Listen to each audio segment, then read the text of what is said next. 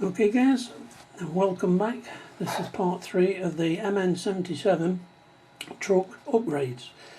Now I've covered most of it in the last 2 parts, so what I'm going to do now is just show you what I've done to the last part of the upgrades and hope that you'll see what I mean.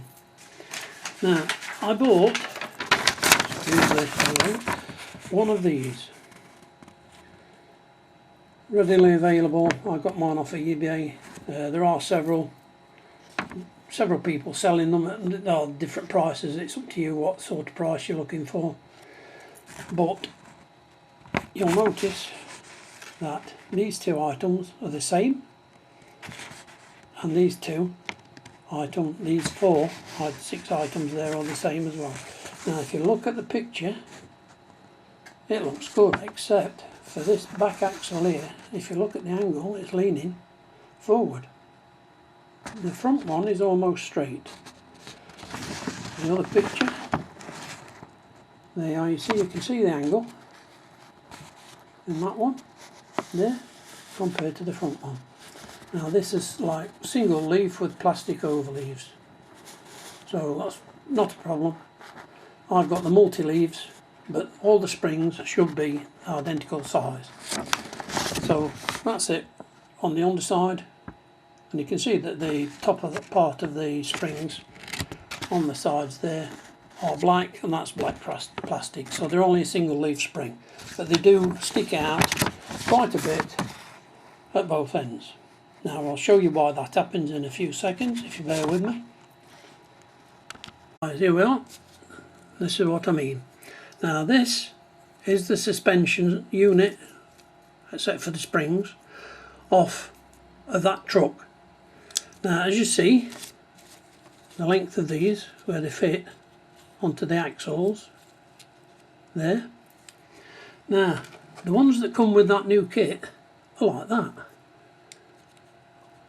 Now I'm not if you're sure about that, but they're 5.5mm too short, so each one makes this cramp up quite a bit.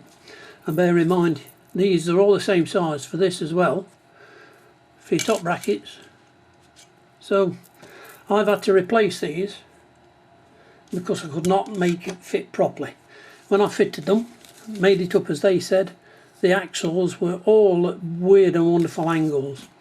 The rear axle was facing downwards, the front axle was facing downwards, and the prop shaft had to go at that angle before it even got doing anything. So you can see what I mean.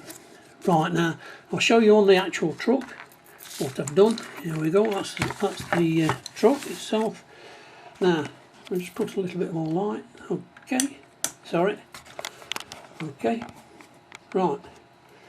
Now you'll see what I mean by these. They're too short. The axles were scrunched up, so it meant that the axles were at a really bad angle. It twisted these over. One's down and the other one opposite. No good. No good at all. You couldn't get a level in there. And by the by, when I did have it in their system, I couldn't find a prop shaft small enough to fit in, because you just couldn't get one in at all. The axles were that close together, you couldn't do it. The only downside to putting them like this is this prop shaft here on the side, the main one underneath there, is a fraction too short.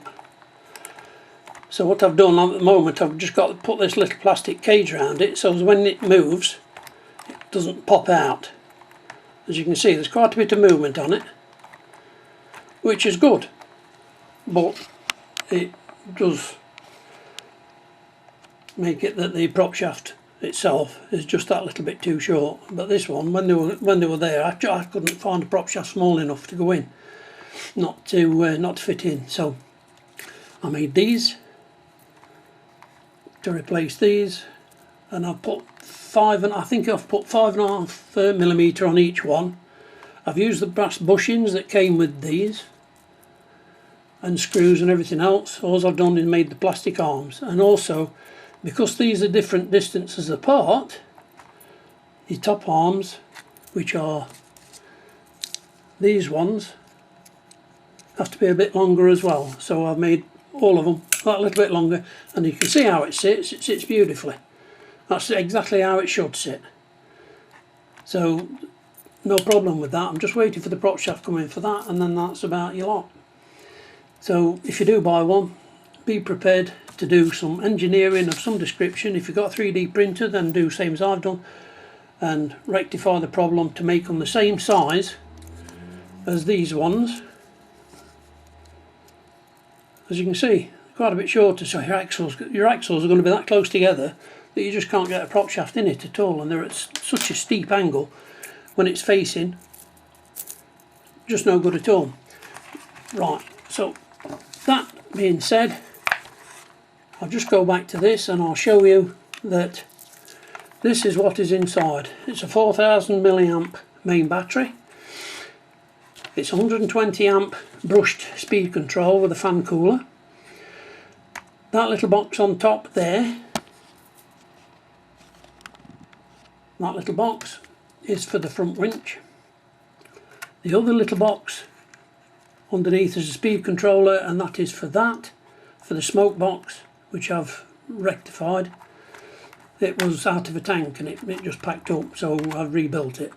And then right at the bottom is the light controller for all the lights, for the indicators and other bits and bobs as well, and for the winch on the trailer.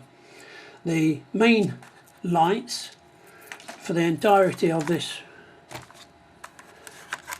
comes from that little unit inside there, and that is from Turniggy. I don't know if you can see it.